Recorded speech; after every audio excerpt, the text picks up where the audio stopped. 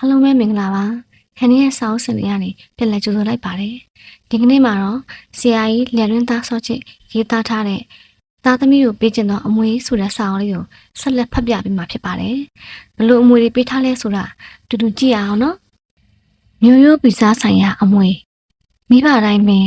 မိမိတို့၏သားသမီးကိုရုပ်ပိုင်းဆိုင်ရာကျန်းမာကြံ့ခိုင်တန်ဆွမ်းစေခြင်းကြသည်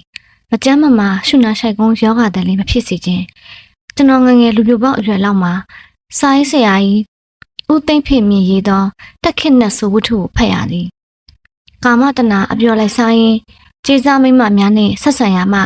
ရရှိသောယောဂများအကြောင်းကြောက်စရာကြေကွဲစရာဖြစ်ရများကိုဇလန်းဖွဲ့၍ရေးသားထားသည်ဝတ္ထုအနေဖြင့်အလွန်ရသမြောက်သောနာမည်ကြီးဝတ္ထုဖြစ်သည်ဖတ်၍လည်းအလွန်ကောင်းပါသည်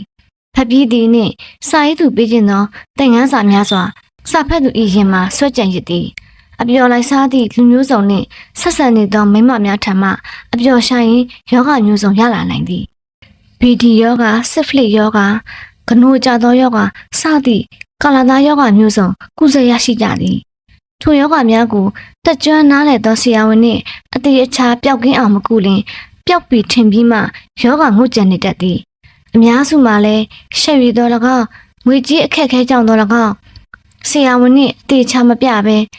လူပြောသူပြောဆေးများကိုတောက်၍ယောဂပျောက်ပြီးထင်ကြသည်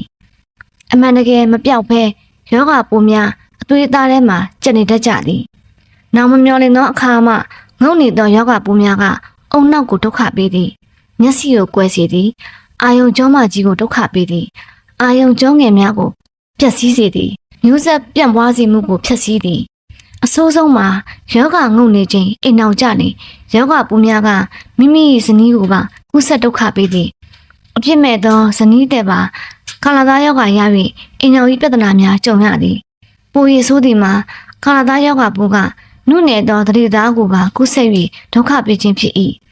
ဖခင်ဖြစ်သူမလိမ္မာအပျော်ပါလိုက်စားခဲ့မိသောအဖြစ်ကြောင့်မွေးလာသောတာသမီခမညာကိုလက်အင်္ဂါမစုံမလင်မျက်မမြင်မကြမ်းမာငြိမ်ရချွတ်တဲ့သောဒုက္ခိတလေးဖြစ်လာရသည်ဟာခင်ပြီးသောစိုးမွေကိုအပြစ်မဲ့သောကလေးခမညာခံရရှာခြင်းဖြစ်သည်ထိုအခါကြမှဝမ်းနဲ့ကြည်ကွယ်နောင်နှရသောနောက်ကျခဲ့လေပြီ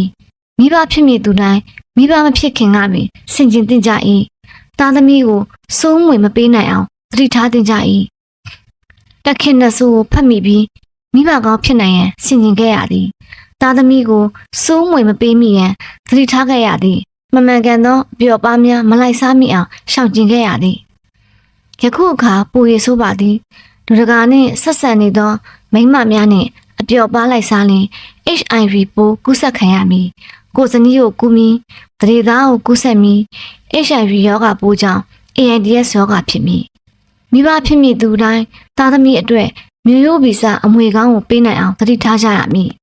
ကိုယ်အသွေးသားကိုတန့်ရှင်းစေခြင်းအောင်ထိမ့်သိမ်းဆောက်ရှောက်ကြရမည်သို့မှသာသားသမီးကိုကျန်းမာတန့်ရှင်းယောဂကင်းသောမျိုးရိုးဗီဇအမွေကောင်းကိုပေးနိုင်ကြမည်ဖြစ်ပါသည်တရေသားကောင်းအမွေအိမ်နောက်ကြပြီးနောက်ဇနီးမှာပရိသေရှိပြီးဆိုသည်ကိုသိသည်နှင့်မိဘနှစ်ပါးလုံးစိတ်လှုပ်ရှားစွာဝမ်းသာပျော်ရွှင်ကြသည်မမြင်ရသေးသောရင်သွေးကိုသားမမသိသမီးမသိတော့လဲချစ်ခင်ကျင်နာကြရသည်ကျမ်းမာအောင်မြင်စွာကြီးထွားသောတရေသားဖြစ်ချင်ကြသည်သားကောင်းသမီးကောင်းအဖြစ်ချောမောတန့်စင်စွာမွေးဖွားစေခြင်းသည်ထို့ကြောင့်တရေသားဆိုင်ရာကောင်းမွေများကိုပေးနိုင်ရန်ကြိုးစားကြရပြန်၏ကိုဝင်ဆောင်နှင့်တက်ဆိုင်ရာတိမတ်ဖွယ်ရာစာအုပ်စာပေများကိုရှာဖွေဖတ်မှတ်ရသည်ယခုအခါတွင်စေပညာရှင်အထူးကုသမားတော်ကြီးများတာဖမီရဲ့ပါရဂူများရေးသားထားကြသည့်ကိုဝင်ဆောင်ဆိုင်ရာတိမတ်ဖွယ်ရာစာအုပ်များစွာကိုအလွယ်တကူဝယ်ယူရရှိနိုင်ပါသည်ပြည့်စုံစွာဖတ်ရှုမှတ်သားရသည်တာဖမီရဲ့ဆိုင်ရာတုတ္တများကိုဝင်ဆောင်ဆိုင်ရာတုတ္တများသရေသားဆိုင်ရာတုတ္တများစွာကိုရရှိစေပါသည်နိုင်နာရှောင်ကျဉ်ရမည်ကိုဆင်ခြင်သတိပြုနိုင်ပါသည်မိမိတို့တတ်နိုင်သည့်အလျောက်ဆေးရုံဆေးကမ်းများတွင်ပြ၍ဆရာဝန်နှင့်အနံ့ရသည်အ ਨੇ ဆုံးအားဖြင့်တာဖဆရာမများနှင့်ဗိုက်ပြအနံ့ကြရသည်ကျွန်တော်၏ဇနီးတွင်ပထမဦးစွာကိုဝင်ရှိစဉ်ကဇနီး၏အတော်မှာအမျိုးသမီးဆေးရုံကြီးမှာသူနာပြုဆရာမကြီးအစိမ်းဝတ်စစ်စတာဖြစ်၍အမျိုးသမီးဆေးရုံကြီးမှာပြပြီးမွေးဖွားပေးမိဆရာဝန်မကြီးနှင့်အနံ့ရသည် ဆရာဝန်ညွှန်ကြားသည့်အတိုင်းနေထိုင်ဆောက်တော့ရသည်ပုံမှန်စားနေကြထမင်းဟင်းအစားအစာတာမကနွားနို့အသားပဲပင်ပေါက်ပဲမျိုးမျိုးဖိကျန်ငပြောသည်စသည်တို့ကိုအာဟာရပြည့်ဝအောင်စောင့်သုံးရသည်တရေသားအယိုးအားကောင်းစေမည့်အစားအစာနှင့်ဆေးဝါးတရေသားနှင့်သက်ဆိုင်သည့်ဆေးဝါးစသည်တို့ကိုဆရာဝန်ညွှန်ကြားသည့်အတိုင်းတရေသားကြီးထွားအားရှိဉာဏ်ရည်ပြည့်စေမည့်ကောင်းမွေများကိုပေးကြရသည်ကလေးအရွယ်မှပေးရသည့်အမွေများမွေးစားအရွယ်မှအခါလဲအထိကလေးငယ်မှာနုနယ်လို့၍ပိုးမွေးသလိုတရုတ်တရမွေးရသည်အမေကပို့ပေးရသည်ရင်မဖြစ်သည့်ဖြူသောသွေးအာဟာရနှို့ကြိုတိုက်ကျွေးရသည်မွေးကိစ္စကလေးတို့အတွက်အကောင်းဆုံးအာဟာရမှာမိခင်၏နှုတ်ဖြစ်သည်နှုတ်ဝီဖြူဝါဝါတို့မှာကလေးငယ်များတွင်ဖြစ်တတ်သောယောဂများကိုထူးခြားစွာကာကွယ်နိုင်သည့်စွမ်းရည်တတိများပါဝင်နေပါသည်အံ့ဖွယ်ကောင်းပြီစွာတဘာဝကမိခင်များကိုပေးထားသည့်လက်ဆောင်ကောင်းဖြစ်ပါသည်မိခင်တိုင်းသားသမီးကိုနှိုးကြိုတိုက်ကျွေးရမှာစေတနာဟေရောကြ၏ကို့အသွေးသားကိုပေးရသည်ဟုနှမျောတွန့်တွန့်မရှိနှုတ်မထွက်မှပင်ဆို၍နှုတ်ထွက်အောင်ဟင်္ကာအမျိုးမျိုးချက်၍တောက်ရသည်နွားမီးကိုဟင်းကြိုချက်၍တောက်ရသည်ကျွန်တော်၏ဇနီးမှာနှုတ်ထက်နှွဲ၍သားငယ်ကအားမလို့အားမနှုတ်ဆွဲရပြင်းတော့ကြမကြမီနှုတ်မှာအနာဖြစ်သည်သို့သောသားနှုတ်စားလင်အနာခံ၍တိုက်သည်နာကျင်နုနှင့်ကိုအံ့ကျိတ်၍ခံသည်မျက်ရည်ပေါက်ပေါက်ကြသည်ဘေးမှကြည့်၍စိတ်မကောင်းဖြစ်ရသည်မိခင်၏မေတ္တာကိုလည်းလေးစားမိသည်မိခင်ကတော့သူ့မှာနာကျင်သည့်ထက်သားကလေးအတွက်နှုတ်ထွက်မကောင်းသည်ကိုစိတ်မကောင်းဖြစ်နေသည်နှုတ်ကောင်းကောင်းထွက်၍သားကလေးဝဝလင်းလင်းနှုတ်ဆိုရလင်ဝမ်းသာပျော်ရွှင်နေကြသည်မိခင်သည်သားသမီးကိုအာဟာရနှုတ်ကြိုပေးရင်းကြီးမားသောမိခင်မေတ္တာကိုလည်းပေးသည်ယူရပိုက်ထွေးသည်အိုးအေးအေးတေးဆူချော့သည်ညဘက်မှလည်းကလေးအိမ်ဝါဖို့အတွက်ကိုအိမ်ပြက်ခံသည်အမေကျေးဇူးကြီးမားလေစွာ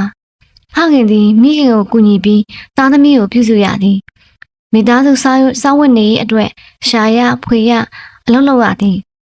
သားတဲ့မိခင်ဖြစ်သောဇနီးနှင့်တကွရင်သွေးငယ်ကိုကျဉ်ကျဉ်နာနာပြုစုဆောက်ရှောက်ရသည်မိခင်မြတ်တာဖခင်မြတ်တာနှင့်အေးပြက်ခံအပင်ပန်းခံနိုင်ကြသည်အနစ်နာခံနိုင်ကြသည်အေးမြတ်တာစေတနာအကျဉ်းနာတရားများမပါဘဲကလေးတယောက်လူလားမမြောက်နိုင်မှာအေးအပြစ်မှုများကိုလုံရိုးလုံစင်မှာဘာမှအရေးမကြီးဟုပေါ့သေးသေးသဘောမထားသင့်မှာအေးကောင်းမြတ်သောပြုစုဆောက်ရှောက်မှုများသည်မိဘတိုင်းသားသမီးကိုပေးနေကြသောကောင်းမွေများဖြစ်ပါ၏လက်ဦးဆရာအနေနဲ့ပေးရသောအမွေကလေးငယ်တရွေ့ရွေ့ကြီးထွားလာသည်နှင့်အမျှပက်လက်အနေထားမှမှောက်နိုင်အောင်မှောက်ရမှလေးဘက်ထောက်လေးဘက်သွားနိုင်အောင်မတ်တက်ရနိုင်အောင်သင်ပေးရသည်အားပေးရသည်မတ်တက်ရနိုင်သည်နှင့်ရနိုင်ပေးဂုဏ်ပြုချီးကျူးရသည်ရနိုင်ပြီးလင်လမ်းလျှောက်တင်ရသည်စကားတင်ပေးရသည်ပါမဖေမေမိဘအဖေအမေကိုခေါ်တတ်အောင်တင်ပေးရသည်ရေထိုင်ထနှလုံးချင်းတင်ပေးရသည်ထိုမှနောက်တွင်စကားနှလုံးတွဲသုံးလုံးတွဲများနှင့်ပြောတတ်ဆိုတတ်အောင်တင်ပေးရသည်တဖြည်းဖြည်းပြောတတ်ဆိုတတ်ရှိလာသောအခါယဉ်ကျေးမှုအမွေပေးရသည်လူကြီးကိုကြောက်ခွမသွားနဲ့လူကြီးရှိမှခေါင်းငုံသွားမိဦးဖာဦးမစားနဲ့ထမင်းကိုပြက်မြည်အောင်မစားနဲ့ဟင်းကိုလက်နဲ့မနိုင်နဲ့လမ်းလျှောက်ရင်ခြေတံမပြင်းစင်နဲ့လူကြီးရဲ့အထက်ကမထိုင်နဲ့စားစဉ်ယဉ်ကျေးမှုသွားစဉ်ယဉ်ကျေးမှုထိုင်စဉ်ယဉ်ကျေးမှုတို့ကိုသင်ကြားပေးရသည်မိဘတိုင်းမလွဲမသွေဆောင်ရွက်ဖြည့်ဆည်းပေးကြသောတာဝန်များဖြစ်၏ဤနည်းဖြင့်သားသမီးများစကားပြောတတ်လာကြသည်သွားလာနေထိုင်နည်းတက်မြောက်လာကြသည်လက်ဦးဆရာဖြစ်သောမိဘတို့သင်ကြားပေးသည့်ကျေးဇူးဖြစ်၏ပို၍တည်ကြလာသောအခါဖះကိုဥတော်လုပ်ဖုန်ကြီးကိုဥတော်လုံးလိုက်မိဘကိုကတော့လိုက်ပိုးကောင်လေးတွေမတတ်နဲ့ငယ်သူကိုအနိုင်မကျင့်နဲ့စသဖြင့်ဘာသာယဉ်ကျေးမှုအမွေများကိုပေးရသည်မျက်နှာဘလို့တဲ့သွားဘလို့တိုက်ရေဘလို့ချိုးဝစ်ဘလို့ဝစ်စသည့်လူမှုယဉ်ကျေးလိမ္မာအောင်သွန်သင်ပေးရသည်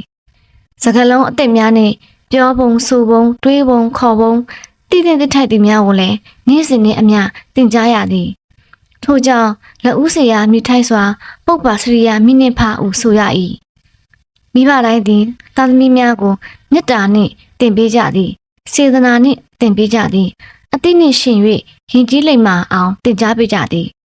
သားသမီးများတသက်တာလုံးပြောဆိုနေကြသောစကားများသည်မိဘသင်ပေးသောဘာသာစကားအမွေဖြစ်သည်အသည့်လိမ္မာနှင့်ဘာသာအယူဝါဒအဆုံးအမများမှလည်းမိဘတို့ထံမှရှေးဥစွာသင်ကြားနာယူရသောယဉ်ကျေးမှုအမွေများဖြစ်ပါ၏သားသမီးကိုပေးခြင်းသောအမွေများထဲမှာအခြားသောအမွေများစွာလည်းရှိသေးတာမို့ channel လေးကို subscribe လုပ်ပြီးဆက်လက်ကြည့်ရှုပေးကြပါဦးနော်နောက်ဗီဒီယိုလေးတွေမှာပြန်တွေ့ကြပါမယ်တတား